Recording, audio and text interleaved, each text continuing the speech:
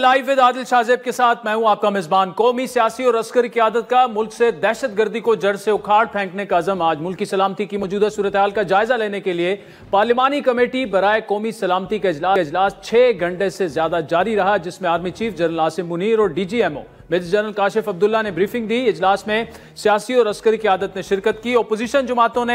कुछ अपोजिशन जमातों ने इजलास का बायकॉट किया। इजलास के बाद जारी इलामिया के मुताबिक कौमी सलामती की पार्लिमानी कमेटी ने दहशतगर्दी की हालिया कार्रवाइयों की वाज़े अल्फाज में मजम्मत की और मुतासरा खानदानों के साथ गहरी यकजहती का इजहार किया। कमेटी ने दहशतगर्दी को उसकी तमाम शक्लों में ख़त्म करने के लिए पाकिस्तान के गैर मुतज़लज़ल अज़म का इयादा किया। कमेटी ने रियासत की पूरी ताकत के साथ इस खतरे का मुकाबला करने के लिए स्ट्रेटेजिक और एक मुतफ़िका सियासी अज़म पर जोर देते हुए इंसदाद दहशतगर्दी के लिए कौमी इत्तेफाक राय की जरूरत पर जोर दिया। कमेटी ने दहशतगर्दों के नेटवर्क को खत्म करने के लिए लॉजिस्टिक सपोर्ट के इंसदाद और दहशतगर्दी और जराइम के गठजोड़ को खत्म करने के लिए नेशनल एक्शन प्लान और अज़म इस्तेकाम की हिकमत अमली पर फौरी अमल दरामद पर जोर दिया। कमेटी ने प्रोपेगंडा फैलाने, अपने पैरोकारों को भर्ती करने और हमलों को मरबूत करने के लिए दहशतगर्द ग्रुपों की जानिब से सोशल मीडिया प्लेटफॉर्म्स के बढ़ते हुए इस्तेमाल पर तशवीश का इजहार किया और इसकी रोकथाम के लिए इकदामात पर भी जोर दिया। कमेटी ने दहशतगर्दों के डिजिटल नेटवर्क के सदेबाब के लिए तरीक़ेकार वज़ह करने पर भी जोर दिया। अफवाज पाकिस्तान और कानून नाफिज करने वाले इदारों की गैर मुतज़लज़ल हिमायत का इयादा करते हुए कमेटी ने उनकी कुर्बानियों और मुल्की दिफा के अज़म का एतराफ़ किया और कहा कि कौम दहशतगर्दी के खिलाफ जंग में मुसल्लह अफवाज, पुलिस, FC और इंटेलिजेंस एजेंसियों के साथ शाना बशाना खड़ी है। कमेटी ने इस बात का इयादा किया कि दुश्मन कुव्वतों के साथ मिली भगत से काम करने वाले किसी भी इदारे, फर्द या ग्रोह को पाकिस्तान के अमन और इस्तेकाम को नुकसान पहुंचाने की इजाजत नहीं दी जाएगी। कमेटी ने हिज़्ब इख्तिलाफ के बाद अरकान की अदम शिरकत पर अफसोस का इजहार करते हुए इयादा किया कि इस बारे में मुशावरत का अमल जारी रहेगा। इंतहाई अहम पॉइंट है ये। वज़ीर आज़म शहबाज शरीफ का इजलास से खिताब में करते हुए कहना था, दहशतगर्दी की पाकिस्तान की सरजमीन पर कोई जगह नहीं, हमने मुल्क को दहशतगर्दी से मुकम्मल पाक करने का अज़म कर रखा। कमेटी ने रियासत की पूरी ताकत के साथ इस खतरे का मुकाबला करने के लिए स्ट्रेटेजिक और एक मुतफ़क्का सियासी अज़म पर जोर देते हुए इंसदाद दहशतगर्दी के लिए कौमी इत्तेफाक की जरूरत पर जोर दिया। कमेटी ने दहशतगर्दों के नेटवर्क्स को खत्म करने, लॉजिस्टिक सपोर्ट के इंसदाद और दहशतगर्दी व जुराइम के जोड़ को खत्म करने के लिए नेशनल एक्शन प्लान और अज़्म इस्तेकाम की हिकमत अमली पर फौरी अमल दरामद पर जोर दिया। इजलास से खिताब करते हुए army chief general Asim Munir का कहना था कि हम कब तक एक सॉफ्ट स्टेट की तर्ज पर बेपनाह जानों की कुर्बानी देते रहेंगे, हम गवर्नेंस के गैप्स को कब तक अफवाज पाकिस्तान और शुदा के खून से भरते रहेंगे। उन्होंने उलमा से दरख्वास्त की कि वो खवारिज की तरफ से इस्लाम की मस्क शुदा तशरीह का पर्दा चाक करें। मुल्क की सलामती से बड़ा कोई एजेंडा नहीं, कोई तहरीक नहीं, कोई शख्सियत नहीं। पायदार इस्तेकाम के लिए कौमी ताकत तमाम अनासिर को हमआहंगी के साथ काम करना होगा। बेहतर गवर्नेंस और मुमलकत पाकिस्तान को हार्ड स्टेट बनाने की ज़रूरत है। पाकिस्तान के तहफ़्फ़ुज़ के लिए यकज़ुबान होकर अपनी सियासी और ज़ाती मफादात से बालातर होकर एक बयानिया अपनाना होगा। इजलास में वज़ीर आला खैबर पुख्तूनख्वा अली अमीन खान गंडापुर, वज़ीर आला पंजाब मरियम नवाज शरीफ और वज़ीर आला बलूचिस्तान सरफराज बुख्ती भी शरीक हुए, जबकि governor Balochistan, governor KP, governor Punjab और चारों सूबे के IGs ने भी कौमी सलामती कमेटी के इजलास में शिरकत की। बिलावल भुट्टो की सरबराही में पीपल्स पार्टी के 16 अरकान पार्लियामेंट और MQM के खालिद मकबूल सदीकी, उनमें 4 अरकान पार्लियामेंट भी शामिल थे, उन्होंने इजलास में शिरकत की। मौलाना फजलुर रहमान की क़यादत में उनकी पार्टी का वफ्द इजलास में शरीक हुआ। ANP के वफ्द ने एमन वली की क़यादत में शिरकत की, जबकि अपोजिशन जमातों PTI और उसके अलावा PK मैप महमूद खान अचकज़ई साहब की जो पार्टी है, साहबजादा हामिद रजा, अलामा राजिद नासिर और अख्तर मैंगल साहब ने इजलास में शिरकत नहीं की। तहरीक इंसाफ ने कौमी सलामती की पार्लिमानी कमेटी के इजलास में शिरकत के लिए बानी PTI को पैरोल पर रिहा करने का मुतालबा किया, जबकि तहरीक तहफ़्फ़ुज़ आईन पाकिस्तान की मरकजी क़यादत ने पार्लियामेंट का जॉइंट सेशन बनाने का मुतालबा भी किया। PTI के बानी चेयरमैन इमरान खान का कहना है कि अफगानिस्तान हमारा दुश्मन नहीं, आप इसे दुश्मन बनाने की कोशिश ना करें। अडियाला जेल के बाहर मीडिया से गुफ्तगू के दौरान इमरान खान की हमशीरा अलीमा खान ने यह कहा कि बानी PTI ने उन्हें बताया कि उन्हें इखबार भी नहीं मिल रहा और TV भी बंद है, इसलिए वो हालिया वाक़यात से बेखबर थे। आप जरा ग्राफ निकलेंगे, सबसे कम दहशतगर्दी बल्कि बिल्कुल कम हो गई थी वो 2021 तक बिल्कुल कम रिड्यूस हो गई थी। और 2022 के बाद ये चढ़ना शुरू हुआ। उन्होंने आज बात की थी कि अफगानिस्तान हमारा दुश्मन नहीं है, आप दुश्मन बनाने की कोशिश ना करें। आप क्यों बेवजह लड़ाई किसी से ले रहे हैं आपके मुसलमान भाइयों के साथ। तो नाज़रीन, तमाम मामलात पर गुफ्तगू करेंगे। वज़ीर-ए-आज़म के मुशीर बराए सियासी उमूर राना सनाउल्लाह साहब हमारे साथ मौजूद हैं, जो कि आज मीटिंग का हिस्सा भी थे, साबिक वज़ीर दाखिला भी हैं। जबकि प्रोग्राम के अगले हिस्से में पीपल्स पार्टी के सीनियर रहनुमा कमर जमान कायरा और मारूफ लॉयर फैसल चौधरी भी हमारे साथ मौजूद हैं। राना साहब, thank you so much for joining अस। इजलास ऐसे वक्त में हुआ नेशनल सिक्योरिटी कमेटी का जब 2 सूबों में दहशतगर्दी के वाकयात बिल्कुल पीक पर हैं। ट्रेन वाला जो वाकया हुआ, पाकिस्तान की तारीख में ऐसे कम बर्बरियत वाले वाकयात होते हैं। एक तो क्या इंपॉर्टेंट डिस्कशन हुई, रिजॉल्व क्या था और टेक अवे आपका क्या था इस मीटिंग से? क्योंकि मीटिंग का एलामिया पढ़े तो उसमें एक्सपेक्ट तो ये किया जा रहा था कि ग्रैंड और मरबूत ऑपरेशन का ऐलान किया जाएगा, ऐसा उसमें कुछ नहीं है। देखें, पहली बात तो ये है कि ये दुरुस्त है कि किसी ट्रेन को रोक के वहाँ उसमें सवार लोगों को यरगमाल बना लेने का गालिबन ये पहला मौका होगा पाकिस्तान में। लेकिन इससे पहले भी बर्बरियत और अपनी यानी नुकसान, डैमेज और सफाकी के लिहाज से तो इससे पहले भी ऐसे वाक़यात होते रहे हैं जिसमें बहुत ज़्यादा नुकसान होता रहा है, ख़ास तौर पे जो है वो ह्यूमन लाइफ का। ऐसे वाक़यात 2008, 9, 10, 11 तक, जब उस वक्त भी ये दहशतगर्द जो था ये काफ़ी मुनज़्ज़म हुए थे, तो उस वक्त भी ऐसे वाक़यात हुए जिनमें यानी कई दर्जन बल्कि सैकड़ों यानी 100 से ज़्यादा लोग जो है वो एक वाक़े में जो है वो इंतहाई अफसोस और मज़म्मत करनी पड़ती है ऐसे वाक़यात की कि उसमें जो है नुकसान होता रहा और लोग जो है बेगुनाह शहरी, अब मस्जिद में कोई नमाज़ पढ़ने गया है तो वहाँ पे अगर वाक़या हो गया है या इमाम बारगाह में तो वहाँ पे लोग शहीद होते रहे हैं। तो ये अब दोबारा जो है वो कई साल बाद, क्योंकि उसके बाद लॉ इन्फोर्सिंग एजेंसीज़ ने, पूरी कौम ने जो है वो एक रिज़ॉल्व किया और दहशतगर्दी का कला कुमा हुआ 2016-17 तक। लेकिन बाद में कुछ हमारी पॉलिसीज़ में कमी रही जिसकी वजह से इनको दोबारा रीग्रुप होने का जो है वो फ़ायदा मिला है। और ख़ास तौर पे हमारे हमसाया मुल्क अफ़गानिस्तान में जो चेंज आई है रजीम की वहाँ पे, तो उसकी वजह से भी वहाँ पे इनको कोई सेफ हेवन्स मुयस्सर आए हैं दहशतगर्द तंजीमों को, तो उसकी वजह से ये दोबारा इन्होंने अपनी कार्रवाइयों का जो है वो आगाज़ किया है या ये मुनज़्ज़म हुए हैं। तो इसके बारे में आज पहले तो खैर बड़ी डिटेल्ड जो इनकी स्ट्रेंथ है, जो इनकी कार्रवाइयाँ हैं, जहाँ जहाँ पे ये मौजूद पाए जा रहे हैं, उसके मतलब एक ब्रीफिंग जो है वो बड़ी ही टू दी पॉइंट थी और बड़ी इन्फॉर्मेटिव थी। वो शुरका को जो है वो अस्करी क़यादत की तरफ से जो DGMO है जनरल काशिफ साहब, उन्होंने बड़ा यानी जो है वो वाइजली और टैलेंटेडली जो है वो सारी चीज़ों से आगाह किया।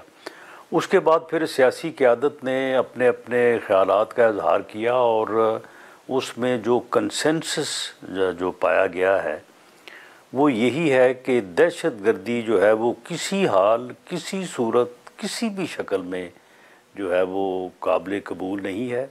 और दहशतगर्दी को, जो कि दहशतगर्दी जो है ये मासूम बेगुनाह शहरियों के को कत्ल करने या उनको शहीद करने का जो अमल है, इसकी कोई भी जो है वो वजह जो है ना वो या कोई भी जवाज़ जो है वो ना लीगल है, ना उसको दुनिया तस्लीम करती है, ना उसको पाकिस्तान का लॉ, कॉन्स्टिट्यूशन और कौम जो है वो तस्लीम करेगी।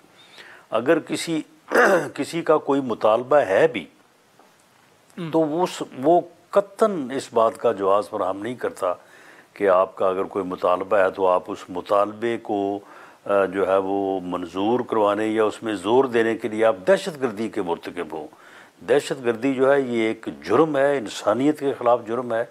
और इसमें जो लोग भी मुलव्वस पाए जा रहे हैं वो उनका तल्लक पाकिस्तान से है या तल्लक उनका बैरून मुल्क से है, उनका मुकम्मल सफाया जो है वो एक कौमी तरजीह है और पूरी कौम अपनी मुसल्लह अफवाज और अपनी लॉ एनफोर्सिंग एजेंसीज़ के साथ जो है वो खड़ी होगी। आज इसी बात का इजहार किया गया, यही चीज़ जो है वो सामने आई कि पूरी कौम जो है वो मुतहद है कि किसी सूरत में भी और किसी जवाज़ के साथ भी जो है वो दहशतगर्दी जो है अनएक्सेप्टेबल है। पूरी दुनिया इस बात को तस्लीम करती है।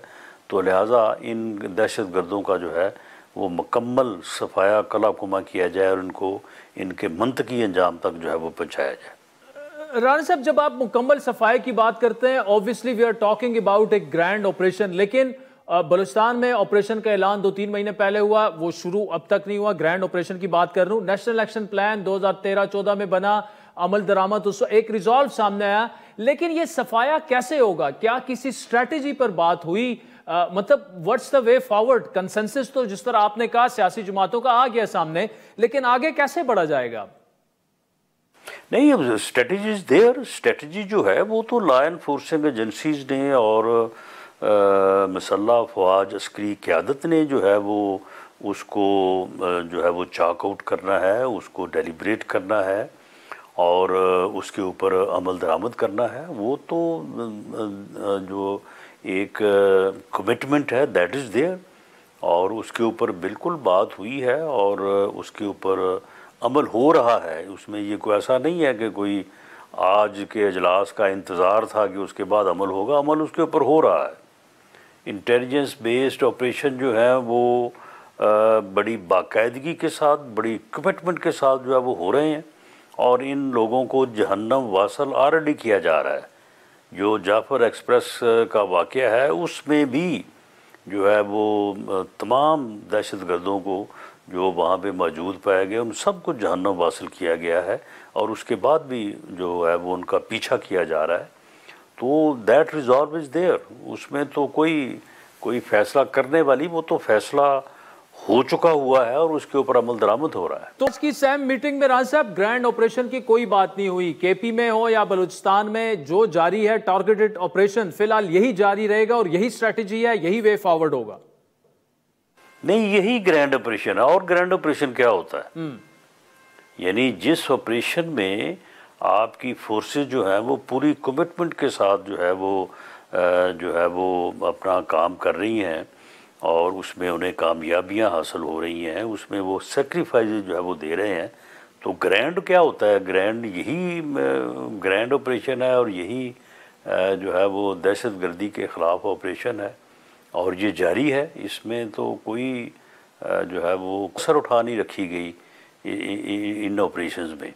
तो इसमें जो है वो बिल्कुल क्लैरिटी है, कोई अभाम नहीं है।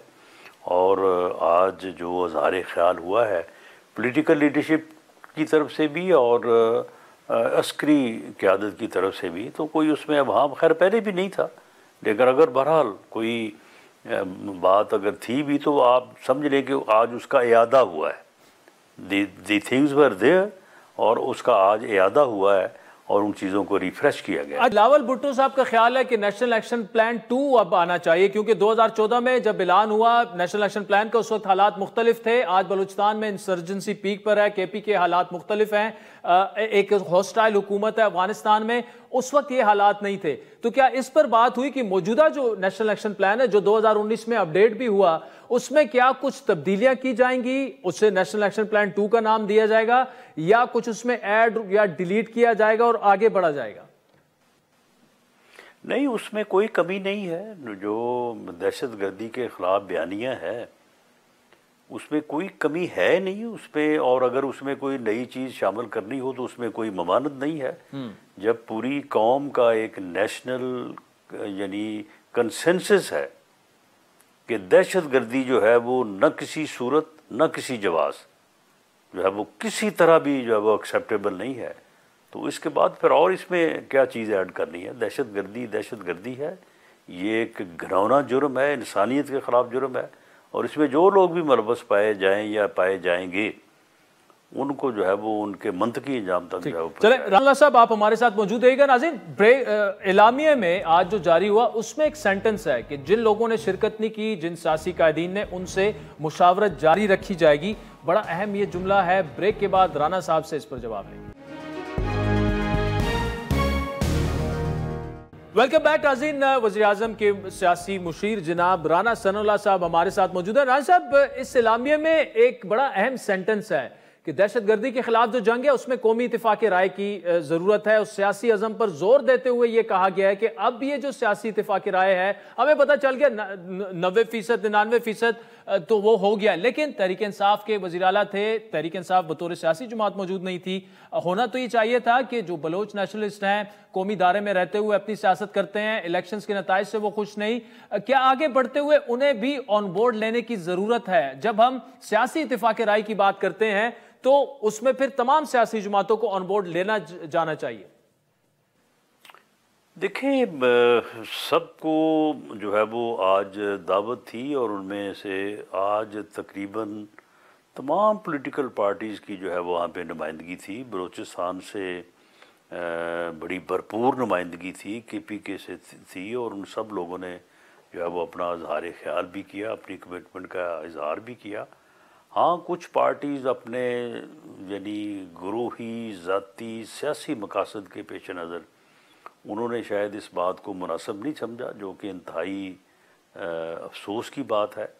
तो उनके साथ दोबारा भी एंगेजमेंट जो है वो की जाएगी, की जानी चाहिए, और इसके ऊपर तो कोई सियासत नहीं होनी चाहिए। इसके ऊपर सबको जो है वो मुत्तफिक होना चाहिए, क्योंकि ये हमारी बका का मसला है, ये इस मुल्क के वजूद का मसला है। ये जो दहशत गर्द हैं, ये कोई किसी जो है वो किसी हक के हसूल के लिए नहीं ये कर रहे, ना ही जो अब उनका को अदरवाइज़ कोई हुकूमत से कोई मुतालबा है। वो पाकिस्तान के ख़िलाफ़ है, वो पाकिस्तान के वजूद के ख़िलाफ़ है, वो पाकिस्तान के दुश्मनों से मिले हुए हैं, वो उनसे फंडिंग ले रहे हैं, उनसे जो है वो रहनुमाई ले रहे हैं। ये सारी जो जाफ़र एक्सप्रेस में के दहशतगर्दी के वाक़े में जो लोग मुलव्वस थे, उनकी जो अपने हैंडलर से साथ गुफ्तगू होती रही है, वो सारी चीज़ें ज़ाहिर करती हैं कि ये लोग जो हैं ये पाकिस्तान दुश्मन है, ये पाकिस्तान के वजूद के ख़िलाफ़ है। तो इसलिए जो है इसमें तो कोई अच्छा राना साहब, इसी इलामिये में हिज़्ब इख्तिलाफ के बाज़ अरकान की अदम शिरकत पर अफसोस का इज़हार किया गया और वायदा किया गया कि इस बारे में मुशावरत का अमल जारी रहेगा। इसका मतलब ये है कि जो लोग आज नहीं आए, जो सियासी कायदीन, सियासी जमातें, उनसे मुशावरत की जाएगी दोबारा। जी बिल्कुल ऐसा ही है, बिल्कुल उनसे जो है वो मुशावरत जारी भी रखी जाएगी और दोबारा भी की जाएगी। और इसमें हमारी यही रिक्वेस्ट है सबसे कि ये पाकिस्तान का मसला है, पाकिस्तान सबका है। पाकिस्तान है तो हम हैं, हमसे पाकिस्तान नहीं है, पाकिस्तान से हम हैं। बेशक अगर पाकिस्तान होगा तो सियासत भी होगी, इलेक्शन भी होगा, और बाकी जो राइट्स हैं वो भी मिलेंगे, उनके मतलब जदोजहद भी होगी। लेकिन अगर खुदा ना खास्ता मुल्क का नुकसान हो जाता है तो फिर आप देख लें कि जो मुल्क टूटे हैं दहशत गर्दी और इस किस्म की कार्रवाइयों के नतीजे में, तो वहाँ पे फिर लोगों का क्या हशर हुआ है। तो इसलिए पाकिस्तान जो है वो फर्स्ट प्रायोरिटी है, इसकी हिफाजत जो है वो इसके दुश्मनों के साथ जब वो पूरी कौम को मुत्तहिद हो के एक स्टांस लेना चाहिए। बाकी चीज़ें जो आपस में हैं वो ठीक है, बैठेंगे देखेंगे, उनके ऊपर बात होगी और उनको भी रिजॉल्व किया जाए। अच्छा राना साहब, पख्तूनख्वा की बात करें, हमने देखा नेशनल एक्शन प्लान पर अमल भी हुआ, 8-9 साल अफवाज पाकिस्तान ने कुर्बानियाँ दी, अवाम हज़ारों की तादाद में उसमें शहीद हुए, लेकिन फिर गुज़श्ता जो सियासी अस्करी क़यादत का एक फ़ैसला था दोबारा से ला के ख़वारिज को बसाना, उससे नुकसान हुआ, आज हम उसको भुगत रहे हैं। तो क्या आज की मीटिंग में इस पर बात हुई कि जो जिम्मेदारान थे उनको भी अकाउंटेबिलिटी उनकी की जाए और कटहरे में लाया जाए? देखें, यकीनन इस फैसले से जो है वो नुकसान तो पहुंचा है और दहशत गर्दों को जो है वो दोबारा से मुनज़्ज़म होने और माहौल ख़राब करने और इस मुल्क का, पाकिस्तान का अमन जो है वो उसको तहबाला करने का मौका उनको मिला है। लेकिन अब मामला ये है कि वो तो एक हो गया मामला। अब सबसे पहली तरजीह तो ये है कि इस वक्त जो ये मुनज़्ज़म हो के जो है वो मुल्क को नुकसान पहुंचाने के दरपे हैं, इनका कलाकुमा किया जाए, इनका सफाया किया जाए, और उसके बाद फिर इन फैसलों से एक तो ये है कि एक्सपीरियंस हासिल किया जाए कि दोबारा इन फ्यूचर ऐसे फैसलों को ना दोहराया जा सके, और उन फैसला करने वालों में जिनके ख़िलाफ़ कोई ऐसी एविडेंस मौजूद हो कि उन्होंने विद मैलाफाइड इंटेंशन ये फैसले किए हैं, तो उनके खिलाफ कार्रवाई भी होनी चाहिए। अच्छा, क्या अफगान तालिबान के साथ जो उनकी गवर्नमेंट है एंगेजमेंट पर कोई बात हुई आज? उनके साथ तकरीबन हमारे ताल्लुकात ख़त्म हो चुके हैं। कोई पॉइंट ऑफ व्यू ऐसा आया कि उनके साथ एंगेज करने की ज़रूरत है ताकि हम अपना पॉइंट ऑफ व्यू जो है उनके सामने फोर्सफुली रख सकें? जी देखें, जहाँ तक जो है वो यानी इंटेलिजेंस बेस्ड ऑपरेशंस का मामला है, तो वो तो बिल्कुल उसमें तो कोई जो है वो यानी जो है वो ठहराव या उसमें कोई रुकावट तो बिल्कुल नहीं होगी। वो अमल तो जारी रहेगा और पूरी फोर्स के साथ जारी रहेगा। बाकी जहाँ तक अफ़गानिस्तान हुकूमत का तल्लक है, उनसे हमारा ये मुतालबा है कि आप यहाँ पे अपनी सरजमीन पे इनको सेफ़ हेवन्स ना दें। वो लोग, वो तंजीमें जो पाकिस्तान में दहशतगर्दी की मुर्तकब हो रही हैं, और उनका हमारे साथ ये वादा भी है कि वो अपनी ज़मीन को किसी दहशतगर्दी की कार्रवाइयों के लिए इस्तेमाल नहीं होने देंगे। तो ये हमारा उनसे मुतालबा है, उनको ज़रूर एंगेज किया जाएगा और उनको ये बात बाबर करवाई जाएगी और कोशिश की जाएगी कि वो इस बात को समझ पाएँ कि उनकी ये ज़िम्मेदारी है और वो इस ज़िम्मेदारी को पूरा करें, और उनकी सरजमीन जो है वो हमारे ख़िलाफ़ किसी तरह से भी है जो है वो किसी कार्रवाई का हिस्सा नहीं होनी चाहिए, और ना वहाँ से कोई फैसिलिटेशन मिलनी चाहिए इन दहशतगर्दों में। पाकिस्तान में बसने वाले जो अफगान रेफ्यूजीज हैं उनमें इलीगल भी हैं लेकिन ऐसे भी हैं जिनके पास कार्ड मौजूद हैं, उन्हें 31 मार्च तक पाकिस्तान छोड़ने का कहा गया। क्या इस फैसले पर आज बहस हुई, इसी तरह उस पर अमल दरामद होगा या उन्हें कोई रिलैक्सेशन, कोई एक्सटेंशन देने की बात हुई? क्या ये आखिरी और अटल फैसला है पाकिस्तान का कि उनको जाना पड़ेगा 31 मार्च तक? ये जो है ये एक एग्जेक्टिव डिसीजन है, और इसके पीछे जो सोच है वो यही है कि दहशतगर्दों को जो है वो किसी किस्म की भी अगर किसी तरफ से भी कोई सपोर्ट हासिल है तो उसको जो है वो मिनिमाइज़ किया जाए। तो इसके ऊपर जो है वो पूरी तरह से अमल दरामद करवाया जाएगा, और जो लोग जो भी इस मुल्क में विदाउट वैलिड परमिशन मौजूद है या दाखिल हुआ है, उसे किसी कीमत पे भी जो है वो यहाँ पे जो है वो एक इल्लीगल सिटीज़न के तौर पे जो है वो रहने का मौका नहीं दिया जाएगा, और इस बारे में पूरी सख्ती की जाएगी। जो वैलिडली लीगली यहाँ पे मौजूद है वो ठीक है, वो हमारे मेहमान हैं। राना सनाउल्लाह साहब, बहुत बहुत शुक्रिया। नाज़रीन, राना साहब आज की मीटिंग का हिस्सा थे। 2-3 बातें जो उन्होंने कही, एक तो एक जामे और मरबूत जो पॉलिसी है वो यही है कि टारगेटेड बेस ऑपरेशन जो कि जारी था वो जारी रहेगा, इंतहाई सख्ती से खवारिज और दहशतगर्दों से निपटा जाएगा। दूसरा जो अहम बात थी वो ये थी कि सियासी इत्तेफाक राय पैदा किया जाएगा, जो आज नहीं भी आए उनसे मुशावरत जो है वो जारी रखी जाएगी, और अफगान रेफ्यूजीज को पाकिस्तान छोड़ने का जो फैसला है उनके बकौल ये अटल फैसला है, वो चेंज नहीं होगा। बिलावल भुट्टो जरदारी ने नेशनल एक्शन प्लान 2 की बात की थी, जो राना साहब से हमने उस पर सवाल भी किया कि क्या नेशनल एक्शन प्लान वही रहेगा जो 2013-14 में था, उसमें कोई चेंजेस होंगी नहीं होंगी, या नेशनल एक्शन प्लान 2 अब आगे आएगा जो कि बिलावल साहब ने जिसका मुतालबा किया था।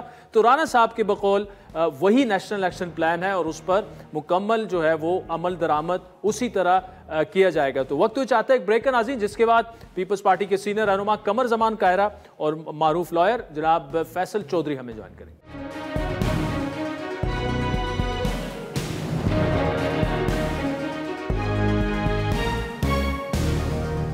वेलकम बैक नाज़रीन। ब्रेक से पहले राना सनाउल्लाह साहब की तफसीली गुफ्तगू आपने सुनी। इस वक्त पीपल्स पार्टी के सीनियर रहनुमा जनाब कमर जमान कायरा साहब हमारे साथ मौजूद हैं। कायरा साहब, आज बड़ा अहम इजलास हुआ, एलामिया आपकी नज़र से गुजर चुका होगा, उसमें एक बात है कि कौमी इत्तेफाक राय से आगे बढ़ा जाएगा, सियासी इत्तेफाक राय पर जोर भी दिया गया और यह कहा गया कि जो लोग आज नहीं आए उनसे मुशावरत जारी रखी जाएगी। इस पर आपकी क्या टेक है और आज जो कुछ हुआ उसको कैसे सम अप करेंगे आप? जो कुछ हुआ उसको तो कोई भी शऊर जो है वो अप्रिशिएट नहीं कर रहा। मैंने जितना भी मीडिया एनालिस्ट देखे हैं या सियासतदान देखे हैं, उसको अप्रिशिएट किसी ने नहीं किया, बल्कि पीटीआई के अपने चेयरमैन बैरिस्टर गौहर ने जब उनसे पूछा गया तो उन्होंने कहा कि मैं इस फैसले पे कोई कमेंट नहीं करता। तो वो एक तरह का उस फैसले को डिसऑन करने वाली बात थी कि जो फैसला है वो मुनासिब नहीं है। सो ये तो तयशुदा है कि आज के इस मामले में कि उनको इस कमेटी के इजलास में जाना चाहिए था, तय कर लिया था, नाम भेज दिए थे, और उसके बाद फिर सेकंड थॉट के तौर पे क्या हुआ कि उन्होंने ना जाने का फैसला किया। तो वो एक ऐसी फिजा में है कि वो जो भी गलती करते रहे माजी में, लोग उनकी गलतियों को बर्दाश्त करते रहे, और इससे उनकी आदत इतनी ख़राब हो गई है कि वो जो इसी तरह के फैसले करते चले जा रहे हैं। हालांकि ये कौमी इत्तेफाक राय का फैसला था और कौमी बका की लड़ाई है, इसमें उनको जाना चाहिए था। बहरहाल ये उनकी अपनी लड़ाई, उनका अपना फैसला रहा कि जी इस पे मशावरती अमल, तो ये अच्छी बात है। प्राइम मिनिस्टर ने अच्छी बात कही है कि वो नहीं आए, फिर भी हम कोशिश करेंगे कि उनके साथ कंसल्टेशन होती रहे। लेकिन ब्रॉडर कंसल्टेशन से मुराद ये होती है कि आप ज्यादातर लोगों के साथ करें तो सबके साथ ही, लेकिन अगर सारे नहीं भी आते या सारे इत्तेफाक नहीं भी करते, कसरत इत्तेफाक करती है तो जमहूरियत में उसी के फैसले चलते हैं। लेकिन आपने इत्माम हुज्जत जरूर करना होता है कि आप सबको कॉल करें, सबको बुलाएं, सबको ब्रीफ करें और उनको ऑन बोर्ड करने की कोशिश करें। तो ये एक अच्छा फैसला है, कोशिश करनी चाहिए। लेकिन जो फैसला वो हो गया है उस पे बाकी लोग भी ऑन बोर्ड हो जाए, लेकिन उस फैसले पे अमल दरामद करना चाहिए और माजी की तरह नेशनल एक्शन प्लान बना उसको फिर रास्ते में नहीं छोड़ना, उसको फिर मंजिल पे पहुंचाना।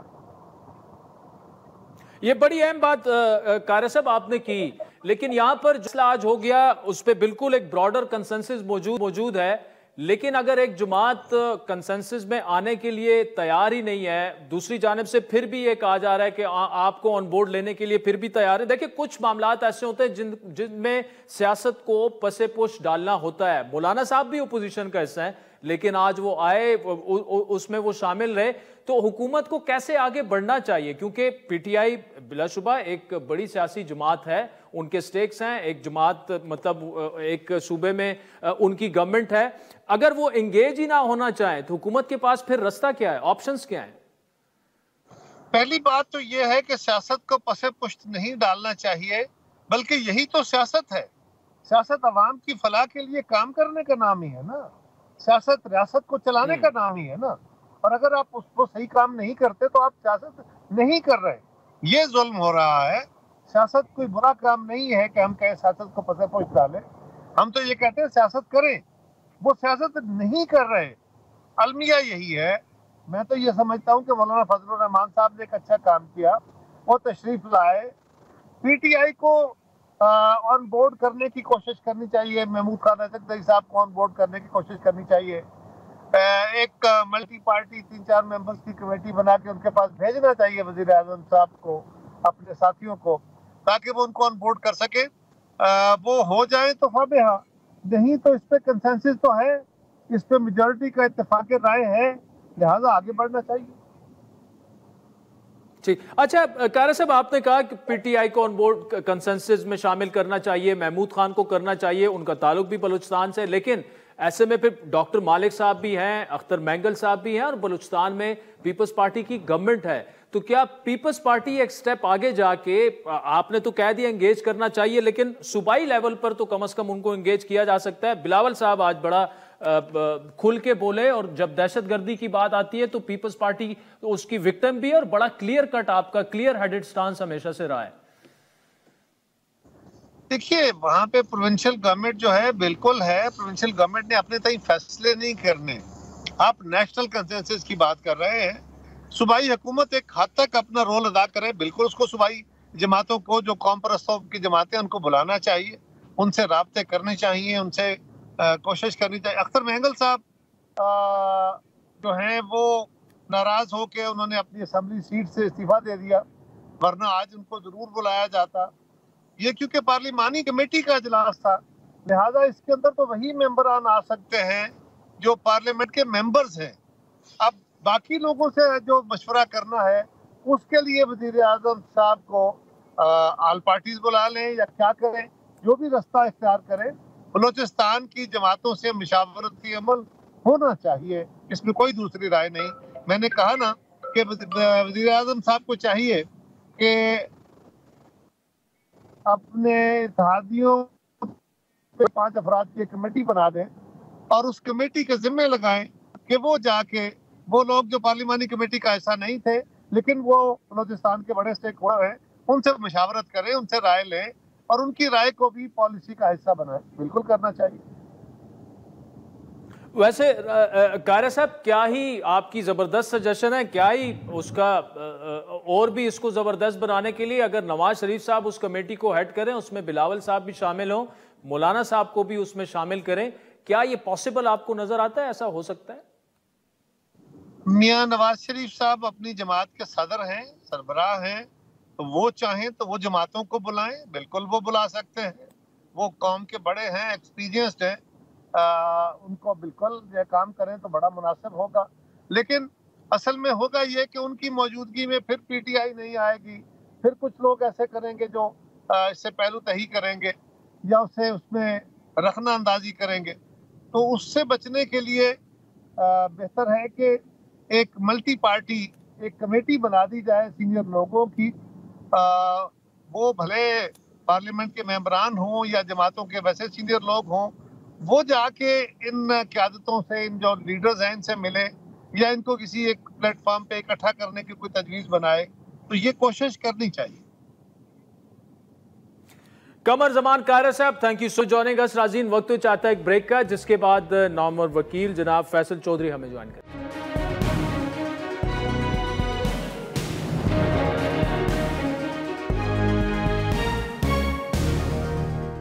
Welcome back राजीन। ब्रेक से पहले राना सनाउल्लाह साहब की तफसीली गुफ्तगू आपने सुनी। आज जो नेशनल सिक्योरिटी कमेटी पार्लियामान की जो इजलास आज हुआ, बड़ा अहम 6 घंटे वो जारी रहा, उसमें राना साहब भी मौजूद थे। जो गुफ्तगू हुई उन्होंने आपके सामने रखी। फैसल चौधरी साहब हमारे साथ मौजूद है। चौधरी साहब, thank you so much for joining अस। आपकी आज भी बानी पीटीआई से मुलाकात हुई। एक तो एक ऐसे वैसे तो वो पार्लियामान का हिस्सा नहीं है, लेकिन आपका मुतालबा ये है कि उन्हें भी शिरकत, तो कैसे अगर वो पार्लियामान का हिस्सा नहीं है, अली अमीन खान पार्लियामान का हिस्सा है, वज़ीर आला हैं, वो आज उन्होंने पीटीआई की नुमाइंदगी नहीं की लेकिन वो वहां पर मौजूद थे। अब ये ऐसा इशू है जिस पर सबको ऑन बोर्ड आके सियासत को पसे पुश डालकर अफवाज को सपोर्ट करना चाहिए। पहली बात ये आदिल के ये बिल्कुल ऐसी बात है, अफवाज से पाकिस्तान के जो लड़के शहादत दे रहे हैं, पुलिस के, फोर्सेस के, हमारे जवान बच्चे हैं, और जितने भी शहादतें हो रही हैं वो पाकिस्तानी कौम के बच्चे हैं जी। उन पे हमला करने वाले BLA वाले हों या TTP वाले हों, दोनों काबिल मजम्मत हैं। जिस तरह की बलोच जाफर एक्सप्रेस पे हमला हुआ या इससे पहले भी कौन सी बलोच रवायतें हैं जो कि बीवी और जो बच्चों और ख़वातीन को ढाल बनाने के या नहाते लोगों को गोलियां मारने की इजाज़त, कोई इखलाक, कोई सियासत वो इसकी इजाज़त नहीं देता। Now coming to the politics, आपने इमरान खान साहब की बात की है, ये आप एक काइनेटिक ऑपरेशन करना चाहती हैं पाकिस्तानी फौज पहले भी। सबसे पहली बात तो ये है कि इसके लिए आपको एक कंसेंसस चाहिए पॉलिटिकल। आज इमरान खान साहब की एब्सेंस को सारे डिस्कस कर रहे हैं, नवाज शरीफ साहब की एब्सेंस को डिस्कस क्यों नहीं किया जा रहा? मोहसिन नकवी साहब की एब्सेंस को आप कैसे देखते हैं? बड़ी कॉन्स्पिक्यूअस है कि जब तो सुना है बीमार है दुबई में, अल्लाह ताला उनको सेहत दे, लेकिन ऐसी कोई इतला नहीं है। देखिए ना, जब मुल्क में और जो आपने स्टैंडर्ड कायम किया है हुकूमत ने, तो इसका मतलब है जो कि एब्सेंटीज हैं वो तो फिर BLA की सिंपैथाइजर है। इमरान खान साहब जेल में हैं, उनकी पार्टी उनसे मिलना चाह रही थी, मिल के एक मौक़िफ़ वहाँ पर रखना चाह रही थी, हुकूमत ने उनको वो मौका नहीं दिया, हालांकि दे देना चाहिए था। जब इतना बड़ा आपने कंसेंसस करना है, फिर आपने इन कैमरा पर सेशन भी बुलाना है, तो क्या अमर माने था? हुकूमत ने क्या एफर्ट किया? जब से जाफर एक्सप्रेस का वाक़या हुआ, आपने देखा है कि हुकूमत के कोई जत्था है वजीरों का, वो इस बात पर लगा हुआ है कि यकजहती ना हो, और वो मुसलसल अटैक किए जा रहे हैं पीटीआई के ऊपर। पीटीआई के ऑफिस होल्डर्स के बयानात उनको नजर नहीं आते, गौहर के, सलमान के या वकास के या दूसरों के उनको नहीं नजर आते। ठीक है, हम तो छोटे लोग हैं, लेकिन वो मैंने 25 दफा कहा कि बताएं वो ऐसा कोई अकाउंट जो पीटीआई का ऑफिशियल अकाउंट, ऑफिस होल्डर हो या ऑफिशियल अकाउंट। यानी जो रोग एलिमेंट्स हैं जो कि प्रोपेगेंडा कर रहे हैं अफवाज पाकिस्तान के खिलाफ, आप डी एसोसिएट कर रहे हैं तहरीक इंसाफ को। डी एसोसिएट हमारे साथ एसोसिएट ही नहीं, तो डी एसोसिएट क्यों करें हम ओन ही नहीं करते तो डिसओन क्यों करेंगे। गुजारिश ये है कि अगर मेरी तरफ से, या मैं भी पॉलिटिकल ऑफिस होल्डर नहीं हूं, लेकिन मैं बतौर पाकिस्तानी बतौर एडवोकेट सुप्रीम कोर्ट, मैं मुल्क में होने वाले हर हमले के ऊपर, चाहे वो केपी में हो, बलूचिस्तान में हो या पाकिस्तान के किसी हिस्से में हो, मैं उसकी शदीद मजम्मत करता हूं। लेकिन मैं समझता हूं कि मेरी अप्रोच जो है वो सिर्फ जंगी ऑपरेशन इसका मामले का हल नहीं है। मैं समझता हूं कि वर्ल्ड वॉर 2 जो है, अगर वो भी टेबल पे खत्म हुई तो उसके लिए आपको अब तालिबान हुकूमत है उससे एंगेज करना चाहिए। आपकी अभी तक कोई पॉलिसी नहीं है। आप वहां पे जो अफगान महाजरीन को पुश करें, क्यों अली अमीन की जो बात है, क्योंकि वो उसके साथ है, उनकी दीवार, उनके कल्चर, आपके खुद वहां पे 1600 किलोमीटर का लंबा बॉर्डर है, वहां की डायनामिक्स डिफरेंट है। आपको अगर आपने क्रॉस बॉर्डर इन्फ्लिटेशन होती है, इंडिया पैसे देता है, वहां ईरान से भी पैसे आते हैं, वहां से भी थ्रू उनके जो ऑपरेटर्स होते हैं, लेकिन एक काउंटर सिक्योरिटी मेयर्स भी तो है, सिक्योरिटी ऑपरेटर्स है हमारा, उसमें जो काउंटर इंटेलिजेंस हमारा फेल हुआ है, जाफर एक्सप्रेस बहुत बड़ा वाकया हुआ है। हम अगर ये कहें कि आपको घर में आग लगने की वजूहत तलाश करनी चाहिए, तो उसमें हमें सनद की जरूरत नहीं है कि हम मुहब्ब वतन है कि नहीं। हम बिल्कुल पाकिस्तान में, मैं समझता हूं कि मैं और मेरी पार्टी से ज्यादा मुहब्ब वतन कोई नहीं है। हम पाकिस्तान के हर मुफाद के साथ खड़े हैं। हाँ, अप्रोचेस में डिफरेंस हो सकता है। जिस तरह से अगर आपने एक नुमाइंदा हुकूमत लोगों की नहीं है इस मुल्क में, फॉर्म 47 की हुकूमत है, कोई किसी को पसंद आए ना आए, इमरान खान और नवाज शरीफ जिस सियासी मजलिस में नहीं होंगे उसकी सियासी वक़्त नहीं होगी। अच्छा, इसके अलावा आपने मुज़ाकरात की इंगेज करने की बात की। अब देखें, जो आप पर हमले कर रहे हैं निहत्ते अवाम, साथ आपको करना पड़ेगा। ठीक है, नहीं, बीएलए से आप कैसे मुज़ाकरात कर सकते हैं, टीटीपी से कैसे कर सकते हैं? हाँ, डॉक्टर मालिक को एंगेज करें, अख्तर मैंगल को एंगेज करें, वो एक सियासी है कि आपने। दूसरा फैसल साहब, इसी डॉक्यूमेंट में जो एलामिया जारी हुआ है उसमें एक सेंटेंस है जिसपे मैंने राणा साहब को भी क्वेश्चन किया और उन्होंने यस कहा कि बिल्कुल ये फैसला आज हुआ है कि जिन जमातों ने, जिन लोगों ने, रहनुमाओं ने आज शिरकत नहीं की, उनसे मुशावरत का अमल जारी रखा जाएगा। यानी ये नहीं कहा जा रहा कि आप ना आए तो आप ना आए, तो you will be engage in the same way. लेकिन आप अगर तालिबान से, देखिए हमने तालिबान, आपकी गवर्नमेंट थी तहरीक इंसाफ की, तालिबान से एंगेज किया, फिर उसके बाद क्या हुआ, कुछ लोग वापस लाए गए, बसाए गए, और ये गलत बात है, गलत नहीं, ये गलत बात है। नंबर्स पे डिस्प्यूट हो सकता है, लेकिन लोग आए और लोग आबाद हुए। उस पे हमारी बड़ी एक स्टेटेड पोजीशन है जी, इमरान खान साहब की, और उसको आपके बड़े ताल्लुक है जनरल रिटायर्ड बाजवा के साथ, आप उनसे भी पूछ सकते हैं। मेरे कोई ताल्लुक नहीं है। अच्छा, उनका हर किसी का ताल्लुक, आजकल फारग है, आप कर लें फोन। तो इशू ये है कि उस वक्त ये एक आई थी, तजवीज़ आई, लेकिन उस वक्त जो हमारे केपी से ताल्लुक रखने वाले, फाटा से ताल्लुक रखने वाले जो केपी के लोग थे, उन्होंने उसकी बहुत ज़्यादा मुखालफत की, लिहाजा वो कभी मैच्योर नहीं हुई। बात यह है कि मैंने टीटीपी या बीएलए का नाम नहीं लिया है। बीएलए से तो बातचीत आप कर ही नहीं सकते। जो बलोचिस्तान में प्रो पाकिस्तान लीडर्स हैं, अब वहाँ पे ऑपरेशन की काफ़ी मुखालफत है। मालिक साहब हों, अख्तर मैंगल हों, अचकजई साहब हों, या इवन मौलाना फजल रहमान साहब से अगर आप बात करेंगे, वो तो स्टेट ऑफ ऑपरेशन की वो मुखालफत करेंगे। आपको पॉलिटिकल एंगेजमेंट तो करनी पड़ेगी। तालिबान के साथ हमारी पॉलिसी क्या है? इस वक्त हमारा एक हमसाया मुल्क है ना, हमने उसके साथ एंगेज करना। इंडिया के साथ भी हम डिप्लोमेटिकली कहीं ना कहीं पे एंगेज तो हैं, दुश्मन मुल्क है। अब वो एंगेजमेंट क्या है हमारी वो उनकी सरजमीन हमारे खिलाफ क्यों इस्तेमाल हो रही है? और अगर हो रही है तो हमने उनको एंगेज के बगैर हम सिर्फ जंग तो नहीं लड़ सकते। हम स्ट्रेचिंग आपकी इतनी ज़्यादा हो जाएगी, वसाइल हमारे पास नहीं है, हमारी इकॉनमी बड़ी फ्रेजाइल है। आप वेस्टर्न बॉर्डर पे भी जंग लड़े, ईस्टर्न बॉर्डर भी वल्नरेबल होता है, हम दो चीज़ों के ऊपर स्ट्रेच हो जाएंगे। इसका फिलोसॉफिकल एंड भी तो है ना, एक वॉर का फिलोसॉफिकल जायजा भी है, पॉलिटिकल एंगल भी है, वो भी आपने देखना है।